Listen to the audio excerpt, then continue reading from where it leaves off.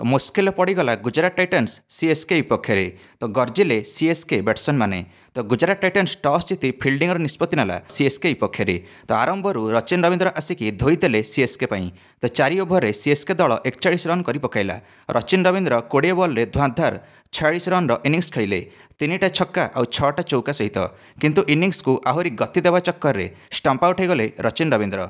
तापर आसिले शिवम दुबे आसिकी धुआंधार प्रहार करने लगिले छक्का चौका वर्षा करिले। शिवम दुबे चेन्नई सुपर किंग्स को 10 ओभर रे 116 रन कराई पकाइले तो 2 विकेट हराइथिला चेन्नई सुपर किंग्स सेतबेले दर्शक मैंने 127 डेसिबल चेयरअप करने लगिले। शिवम दुबे 5टा छक्का मारिले निज इनिंग्स रे और 3टा चौका यारी सहित 23 बॉल 51 रन कर पकाइले Shivam Dube. Captain Ruturaj Gaikwad 36 ball 46 run कले और धीमा इनिंग्स थिला यांकर तापर खेलिकी एतिकी आउट होगले। समीर रिजवी तापर आसी 2टा छक्का लगेले और सीएसके स्कोर को 206 रन रे पहुंचाईदेले निर्धारित 20 ओभर रे 6 विकेट हराई। एवं गुजरात टाइटन्स आगे बहुत बड़ स्कोर अच्छी 207 रन टार्गेट चेस करने कौन लगुच गुजरात बैट्समैन मैंने ये टार्गेट टी चेस करें ना।